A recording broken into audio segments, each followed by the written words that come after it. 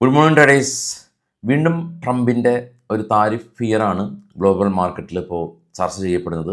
European യൂണിയനെതിരെ 30% അധികം tariff ഏർപ്പെടുത്തിയത് കഴിഞ്ഞ ദിവസം US മാർക്കറ്റിൽ വലിയൊരു ഫോളിന് കാരണമായി. ഈ ഒരു ഫോൾ തന്നെയാണ് ഇപ്പോഴും US ഫ്യൂച്ചറിലും കാണിക്കുന്നത്. കൂടാതെ തന്നെ ഈ ഒരാഴ്ച ഇന്ത്യയുടെയും USൻ്റെയും ഉൾപ്പെടെയുള്ള രാജ്യങ്ങളുടെ ഇൻഫ്ലേഷൻ ഡേറ്റ വരുന്ന ആഴ്ചയാണ്. അപ്പോൾ പൊതുവെ വളരെയധികം ക്രൂഷ്യലാകുന്ന ഒരാഴ്ചയായിരിക്കാം ഇത്. ഒരുപാട് എക്കണോമിക് ഡേറ്റ വരുന്നുണ്ട്. നമ്മൾ ഇന്നലെ അത് വിശദമായിട്ട് ഡിസ്കസ് ചെയ്തതുമാണ്. എങ്കിലും ഒന്ന് ചെക്ക് ചെയ്ത് വരാം. ആദ്യം നമുക്ക് ഗ്ലോബൽ മാർക്കറ്റ് ഒന്ന് പരിശോധിക്കാം.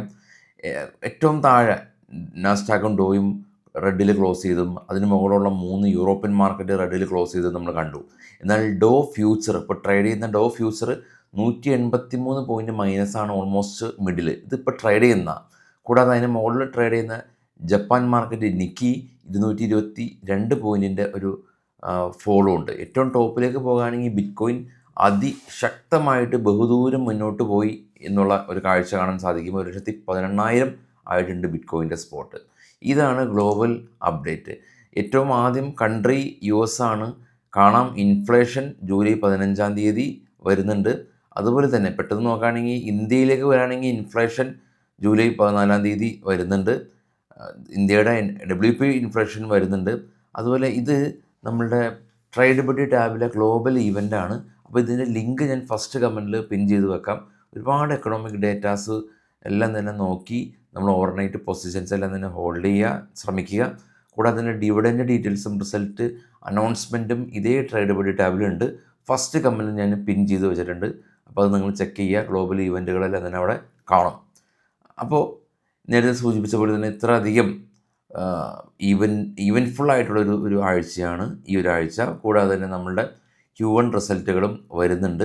അപ്പോൾ അതും ചെക്ക് ചെയ്തതിന് ശേഷം എല്ലാം തന്നെ ട്രേഡ് പ്ലാൻ ചെയ്യാനായിട്ട് ശ്രമിക്കുക. ഇനി ഇന്നത്തെ കുറച്ച് സ്റ്റോക്കുകളുടെ വാർത്തകളിലേക്ക് പോകാം. ബൈസൽ റെക്കമെൻഡേഷൻ അല്ല. BML കമ്പനി ജൂലൈ 21 അവരുടെ ബോർഡ് മീറ്റിംഗ് ഉണ്ട്. സ്റ്റോക്ക് സ്പ്ലിറ്റ്, കൂടാതെ തന്നെ ബോണസ്, അങ്ങനെയുള്ള പല കാര്യങ്ങളും അന്നത്തെ ദിവസം അവർ ചർച്ച ചെയ്യും. ഗ്ലാൻ ഫാർമ കമ്പനി അവരുടെ ഡാനിഷ് മെഡിക്കൽ അസോസിയേഷൻ ഇവരുടെ പ്ലാന്റിൽ ഇൻസ്പെക്ഷൻ നടത്തി. ഇൻസ്പെക്ഷൻ സക്സസ്ഫുള്ളി കംപ്ലീറ്റ് ആയി. GMP റിപ്പോർട്ട് കൊടുത്തിട്ടുണ്ട്. NCC കമ്പനി ഒരു കൺസ്ട്രക്ഷൻ കമ്പനിയാണ്. 2,269 കോടി രൂപയുടെ ഒരു ഓർഡർ മുംബൈ മെട്രോപൊളിറ്റൻ റീജിയൻ്റെ ഭാഗത്തു നിന്ന് കമ്പനിക്ക് ലഭിച്ചു. Ajmera reality company 65% year on year ഇവരുടെ സെയിൽസിൽ കുറവാണ് ഈ തവണ റിപ്പോർട്ട് ചെയ്തിട്ടുള്ളത്. അതുപോലെ Sula vineyard company 8% year on year ഇവരുടെ റവന്യൂ കുറഞ്ഞതായിട്ട് കമ്പനി അറിയിച്ചു.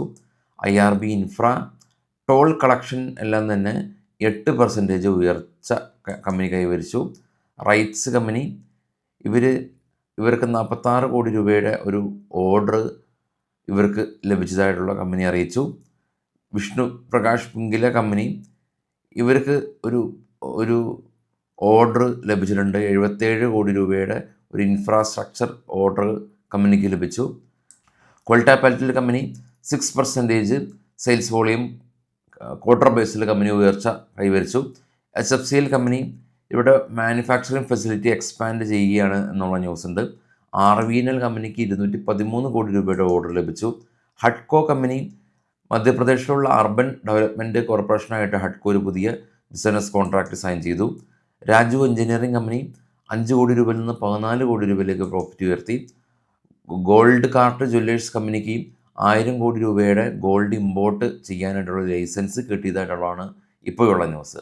വൈകിട്ട് 7 മണിക്ക് പോസ്റ്റ് മാർക്കറ്റ് ന്യൂസായിട്ട് എത്താം. Thank you.